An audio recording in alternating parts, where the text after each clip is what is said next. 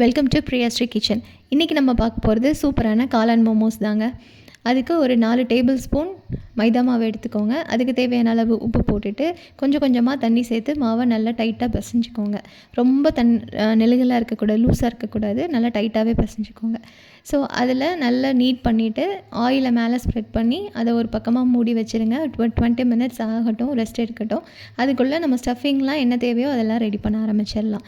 So ஸ்டஃபிங்க்கு நான் எல்லா வெஜிடபிள்ஸுமே add பண்ணியிருக்கிறேன். உங்களுக்கு என்ன வெஜிடபிள்ஸ் இஷ்டமோ அதை நீங்கள் ஆட் பண்ணிக்கலாம். நான் வந்து காளான்ங்கிறது தான் என்னோடய மெயின் இன்க்ரீடியன்ட் அப்படிங்கிறதுனால காளானை கொஞ்சம் அதிகமாக ஆட் பண்ணியிருப்பேன். ஓகே, அதுக்கு ஒரு பெரிய வெங்காயத்தை நல்லா ஃபைனாக சாப் பண்ணிக்கோங்க.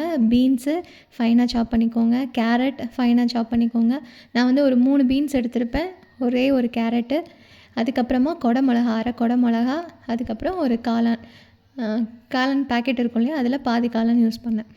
ஸோ எல்லாத்தையுமே நல்லா ஃபைனாக சாப் பண்ணி எடுத்து வச்சுக்கோங்க. இப்போ ஒரு பேனில் ஆயில் ஊற்றி லைட்டாக இஞ்சி பூண்டு பேஸ்ட்டு ரொம்ப கம்மியாக யூஸ் பண்ணுங்கள்.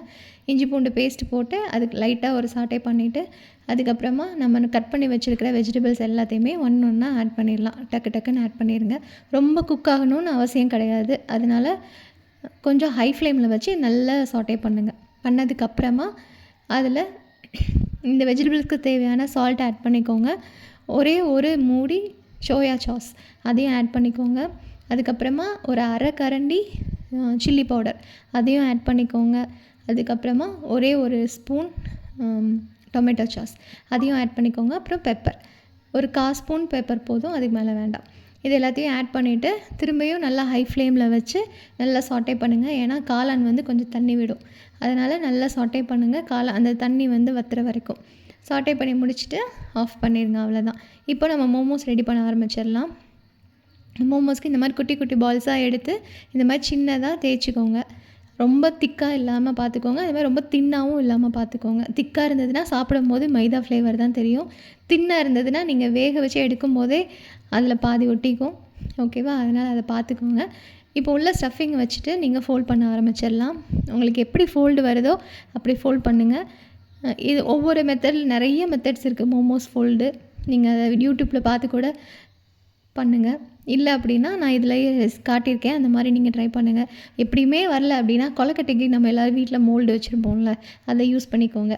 எப்படி இருந்தால் நமக்கு டேஸ்ட் ரொம்ப முக்கியம், சரியா? அதனால் பயப்படாதீங்க. ஸ்டஃபிங் வந்து ரொம்ப டேஸ்ட்டாக இருக்கும். நீங்கள் ஃபோல்ட் மட்டும் கரெக்டாக பண்ணிடுங்க.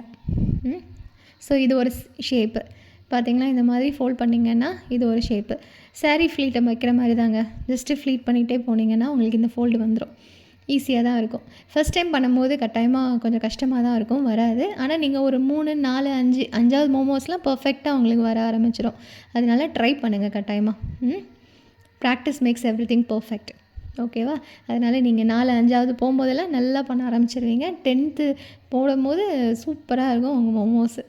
இந்த மாதிரி ஒவ்வொரு விதத்துலேயும் நம்ம ஃபோல்ட் பண்ணிக்கலாம். உங்களுக்கு எப்படி ஃபோல்ட் பண்ணணுன்னு நினைக்கிறீங்களோ அது மாதிரி ஃபோல்ட் பண்ணிக்கோங்க. அடுத்த ஷேப் இது. இந்த ஷேப்பில் நல்லா ஃபோல்ட் பண்ணிக்கோங்க.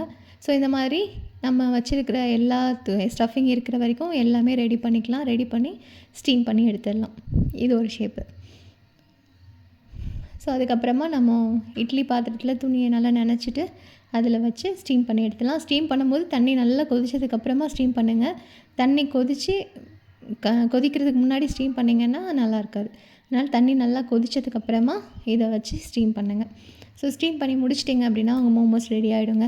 இது நீங்கள் ஃப்ரைடு மோமோஸை ட்ரை பண்ணணுன்னா இது அப்படியே எண்ணெயில் தூக்கி போட்டு பொரிச்சு எடுத்திங்கன்னா ஃப்ரைடு மோமோஸ். ஆனால் பொரிக்கும் போது மீடியம் ஃப்ளேமில் வச்சு பொரிச்சிடுங்க. கட்டாயமாக நம்ம சேனலை சப்ஸ்கிரைப் பண்ணிக்கோங்க. உங்கள் ஃப்ரெண்ட்ஸ் அண்ட் ஃபேமிலிக்கும் ஷேர் பண்ணிடுங்க.